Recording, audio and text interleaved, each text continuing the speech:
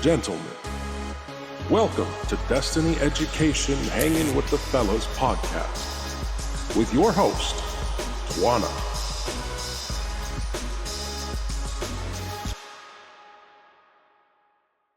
Hello, gentlemen, and welcome to Hanging with the Fellas. Always happy to be with you on a Tuesday afternoon. You know, it's my favorite day of the week. Today, I have with me Mr. Bobby Merwin Jr., who is an international best-selling author or a Yeah, best. yeah, it is. It's international. I couldn't believe it Woohoo! happened, but it did. Thank you. Thank you. The international best-selling author of. The book is called It's Not You, It's My Past. The book is focused on helping Gen X women and giving them a renewed identity and positivity. And it's kind of like working in reverse in a way, because it seems like I'm just helping women, but really I'm helping both sides when it comes to this, because, relationships are a two-sided thing. And the better you make one side, the better the other side's going to be. Fascinating. What got you interested in this? Like, how did this become an issue for you that you felt you needed to tackle? I think it was a combination of things. I've been a practicing counselor now for over 10 years. I'm a licensed professional counselor, and I had my own practice. And as a counselor, your primary audience is females. 65 to 70% of the people that sat in front of me were female. And the constant complaint that I would get from a high majority of them is that men are garbage, in other colorful words as well. And I would try and track back as to why they are garbage. And the thing that I was starting to realize when I was doing that is that these women were putting themselves out there in an inappropriate way, meaning that they were making things too easy for men, if I can say that. Their scruples, their dynamics, their moral compass, their boundaries were all very low. If they had somebody that just paid attention to them, like Joey from Friends, how you doing? Get one of those. All of a sudden they're like, oh, hi. Like, no, no, no, no, no, no, no, no, don't fold so easy. Come on, let's work here. So I worked with a lot of these women, and it just became a passion. After a while, I got to realize that I had a voice in there somewhere. And as I was sharing snippets of the book with people that knew me professionally, that knew me personally, they were saying the same things. This is your voice, and this is really helpful. And the reviews have been coming back, and they've all been very positive. It's been a joy to do, and I loved doing it. Once I got a rhythm, as you know, starting out a book is really tough. Definitely can be. Now, I want to backtrack a little because there's something you said that I found quite interesting. You Okay. said that the women you were talking to were having problems with their boundaries and I think you said scruples, Mm-hmm. but they were that with when it came to men, they made things too easy for men. What does that Mm-hmm. look like? So, in like plain language, what does it look like when a woman is making herself too available or things too easy for a man? It's usually the same two things. It's usually either sexually or financially were the two things that I would run into. Usually women would cave in that way, or they would find somebody that was, oh, I don't know, short on cash or whatever, and using them for financial gain and then leaving. And then the woman says to herself, all men are garbage. Well, that man might have been garbage, but what happened is you let that happen. So if you put up some boundaries and see that you don't have to cave into these things, then maybe that would change the type of men that you attract. Because if you can deflect those others and then only let the good ones come through, then that's going to benefit you. As a male, when you encounter women who are behaving in this way, what do you find is the best way to deal with this? Do you just walk away at the very beginning? Do you say, I'd like to know more about you, but you're coming on in a way that I don't need you to be. So let's get to know each other. Like, how Okay. do you deal with that type of situation? I've had to deal with it in two different facets. One would be in the counseling world, where you're sitting in an office and you're getting the, oh, how do you say it? They are doing a disposition on the relationship issues and struggles that they have had. And you can see a pattern as that's going. Okay, now let's remove me from the counseling world and put me into the real world of dating. I had everything from women that were asking me financial questions immediately, so that's not cool. Women who were sending me inappropriate photographs after a first date.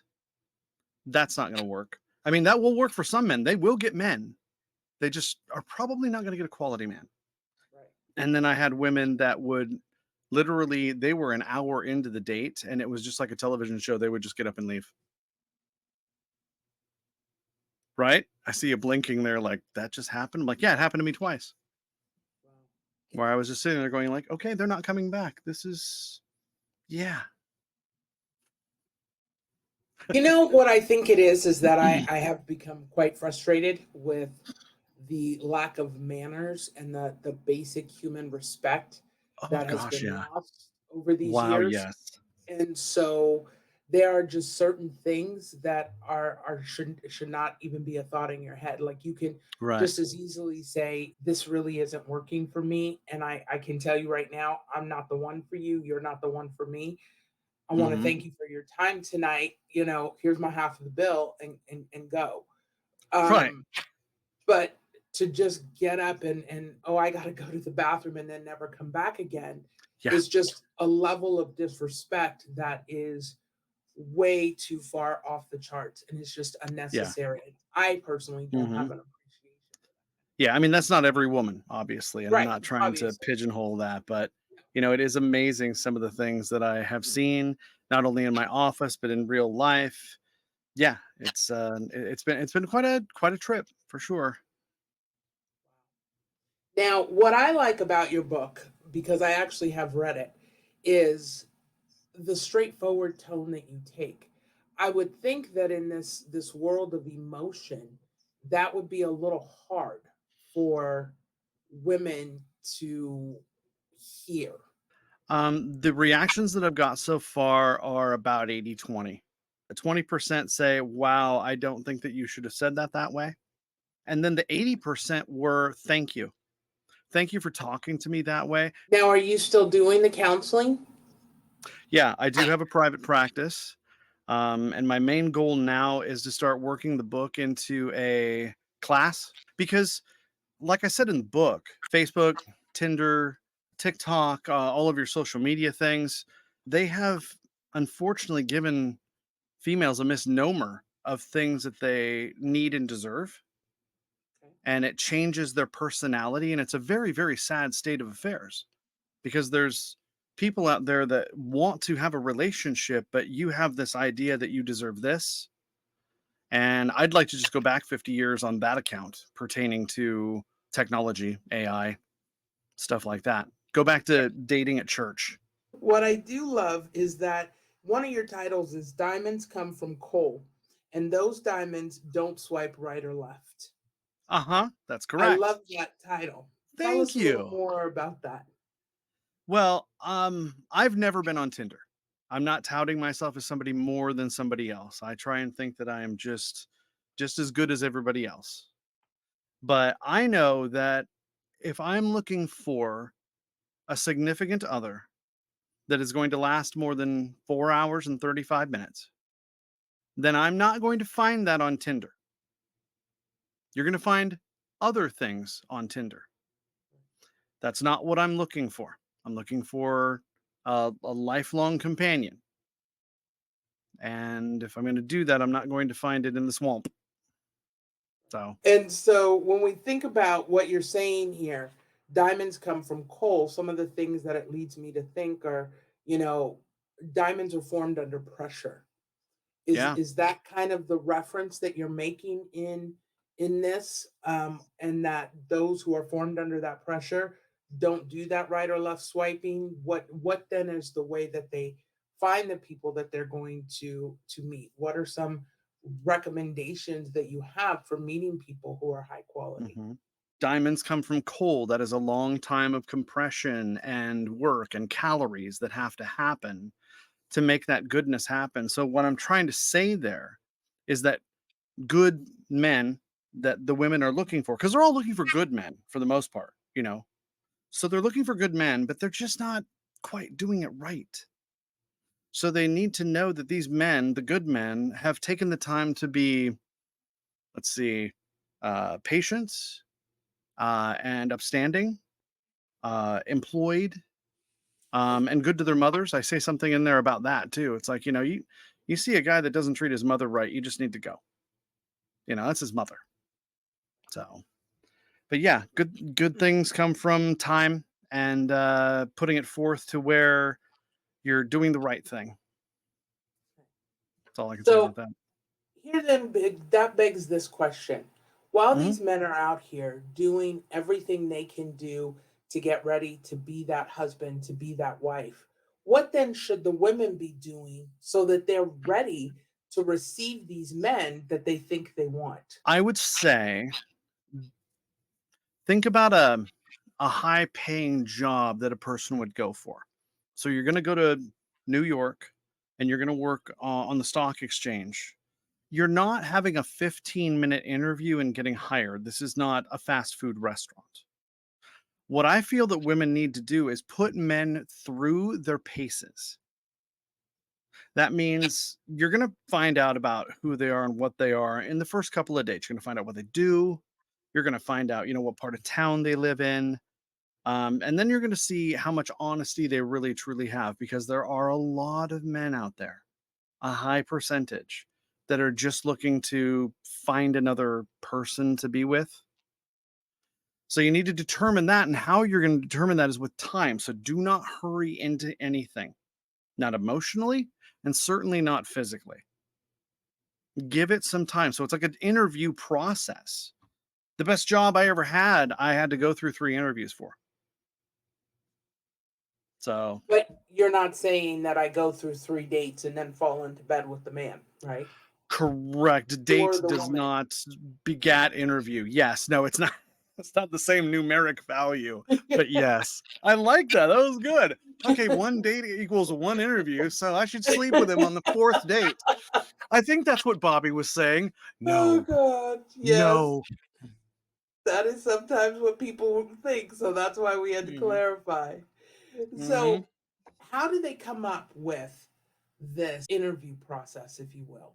What is it that you put into place? How do you determine what it is that you're looking for? Like, where do you go to find that information? Okay.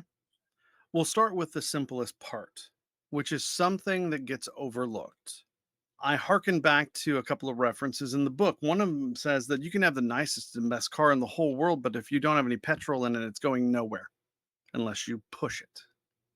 Simple. You need petrol to make the car go. If you're not willing to do the simple things at first to make sure that the person is of the ilk that you need them to be, don't hurry. And again, another part from the book is that I use the almost like I'm saying a swear word. I say, it's time to hear the P word, which is patience. A lot of times when we start dating someone, we get very smitten. Yes, I used an old term there. Go look it up.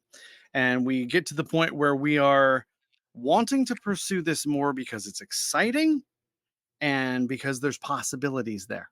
Great. I love that too. Good for you. And you know what? If it's worth it, it's going to be there after the 12th date as well. Okay. Just take your time, walk through it. Don't hurry. Patience. So, how do I control when that emotion takes a hold of me and I just feel giddy and I can't sleep and my body is all tingly? What then do I need to put in place so that I can control that sensation? I love that. I have never been asked that question. I love that. Give me a second on that one. I think that it would be one, kind of relieving the pressure by lightly. I'm going to underword the word lightly, relating to that person, probably via text because it's today, that you're thinking about them and that you were happy with the last date and ask them what they're doing in that day, and then find some way to keep yourself busy. You had an excellent interview with John Crane Wellsby, and he was talking about some of the issues that he went through, and one of them is what to do with his time, because now he was doing all this and he's taken all that time out of his life, and now he's got to fill it with something. Well, when we get excited about that date and that person that we're with, you have to fill it with something. And you can't obsess on the thing that you're doing, no matter what it is, your job, your child, your boss, your car's broken down. Obsessing on that is not going to help it at all. That's just a cousin of worry. So find a way to let the person know that you're thinking about them, because it's nice to do, but also don't obsess about it, and make sure that you're spending your other time doing positive things. So what I love is when you get to part two, it's your self inventory. You say, Hmm. what do you really want and need?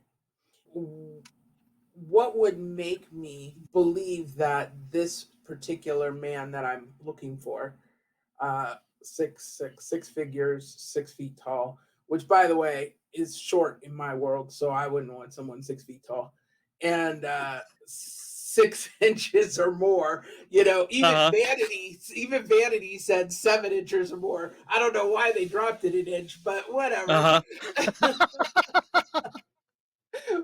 what exactly what exactly am I expecting from this? Like, what is the value of him having these six figures? How does that benefit me as the woman if he has these things? Like, what would make that a priority for me? Okay.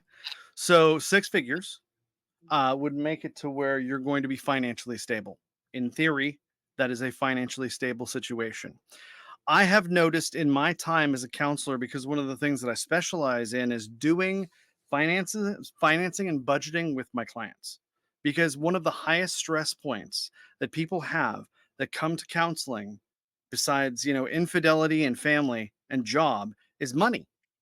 They just are not good with money. So in theory, that person that makes over 100K is going to make sure that everybody is financially stable, and then the woman can work less. That's the mentality. Not telling you, that's just what it is.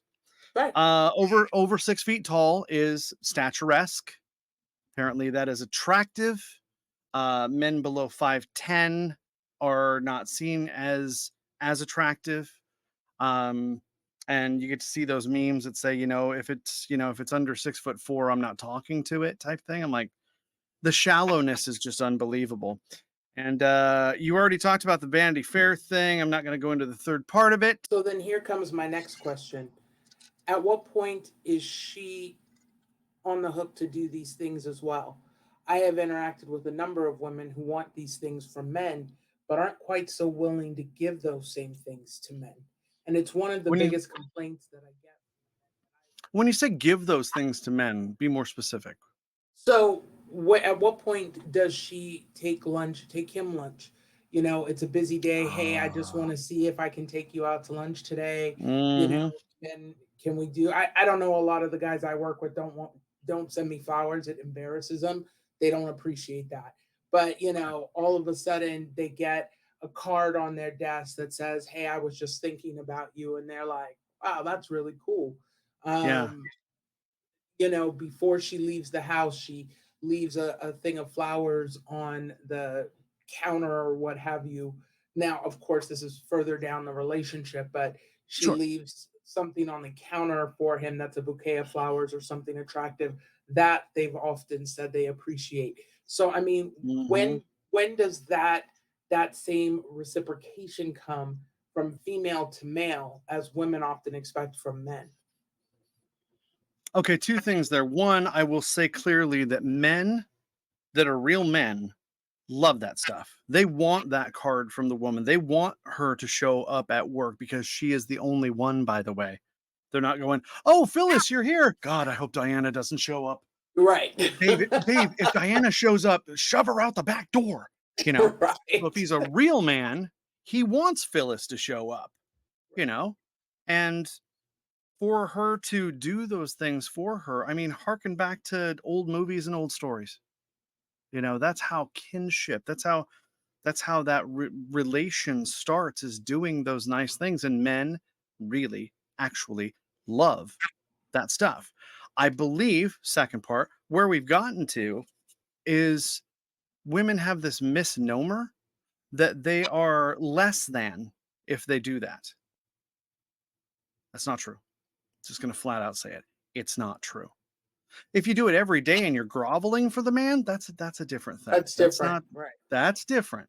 But if, once every 2 weeks, you're showing up at work or, bringing him a ice cream on his lunch break or something like that, or making sure that you're out of the car when he comes home with a big hug and say, "Hey, go get change, we're going to dinner." Guys love that stuff. We still love people being kind and considerate and thoughtful, underlining thoughtful to us, because thoughtful goes a long way. And I think that oftentimes we put these added pressures on things that don't need to be there.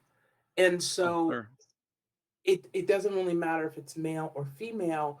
Conversation is just the way to develop and grow and enhance our Mhm, relationship. It's the thing that strengthens the bond that keeps us together. So, is it possible that it's really more about how we look at what we're doing? Is this a relationship that I really want to strengthen? Or is this a relationship that I really want to walk away from? Because I wonder if that's the difference in how communication is received. Do mhm. I want to walk away or do I want to stay? I love how you said how it's received, because receiving it with the right attitude is a good thing, and you've decided what that attitude was before the action happened. That's the thing that people don't realize.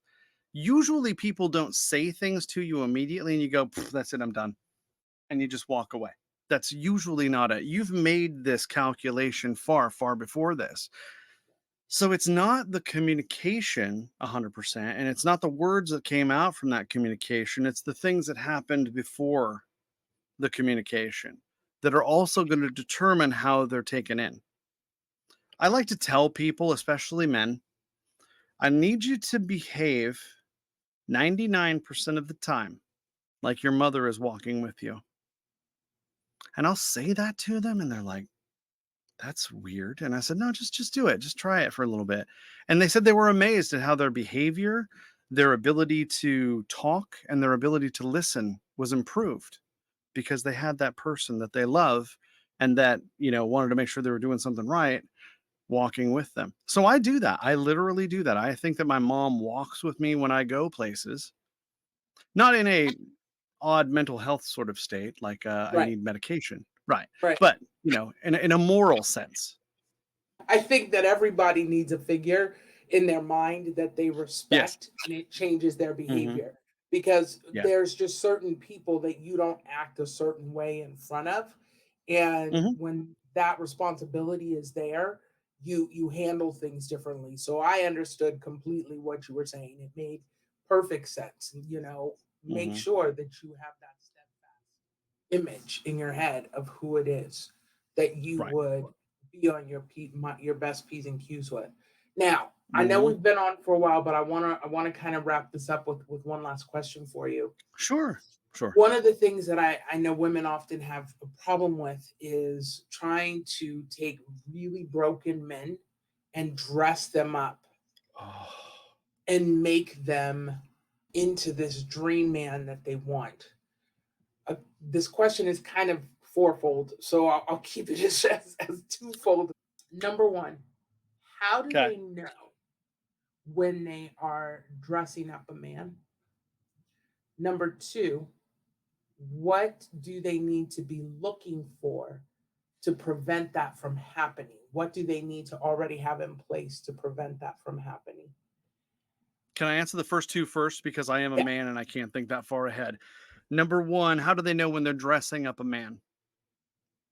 Um, Again, I'll use the joke, 4 months, 3 days, and 2 hours. You will know if you have a decent moral compass. That's what's going to help you know.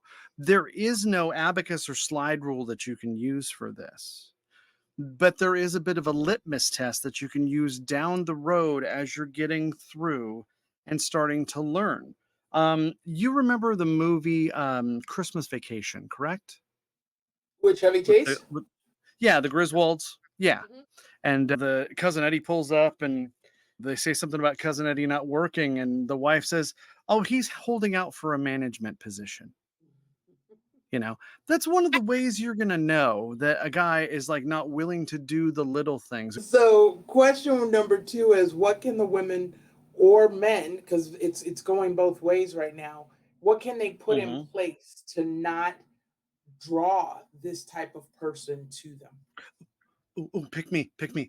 Oh, I wrote about this. I know this one. Boundaries. Put up boundaries. Now, I'm not saying, okay, this is going to be humorous, I know, but the 666 thing, that's an odd boundary. Talking to people that you trust, have a background of people, and you're going to have those boundaries so that you can have parameters that you will follow. Bounce some of these people off of other people and ask their opinion. I think there was something that I said in the book about, have that person that you trust that you can give your car keys to, that you can loan $10,000 to and not even bat an eye.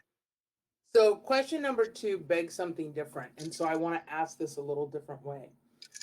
Having a moral compass is a great concept when you have been taught morality. But there Mm-hmm. are people, even in Gen X, who have no concept of SMVs, scruples, morals, and values.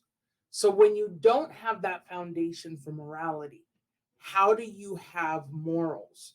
And therefore, how do you know how to set boundaries? Because what ends up happening is that you think you're doing it right, but then you find out that you are way off base, and it can be very frustrating for people who are in that situation. So, how Mm-hmm. do I first set those morals to know how to set the boundaries? And how do I know what is real and what isn't? So let me give you an example here to make this make a little more sense. I had a client who actually was a woman, and no one in her life had ever told her she didn't have to have sex before marriage.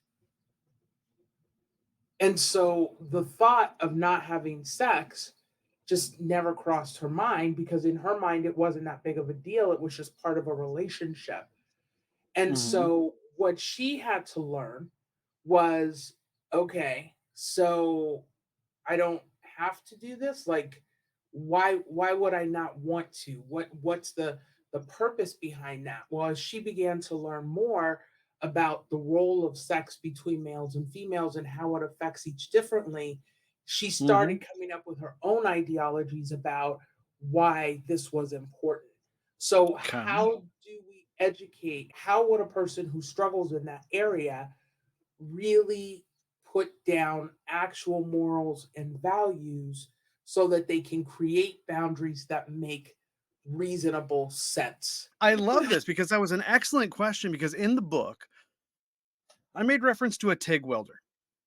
Okay, you did. Now, I I've remember got that. I've got buddies. Yeah, I've got, and then I said, if you don't know what it is, Google it, right? Right. I know what it is. I know what brand to buy. I know what gloves to wear. I know what hood to put over my head. I know what it does. I don't know how to use it. No idea. I could turn it on.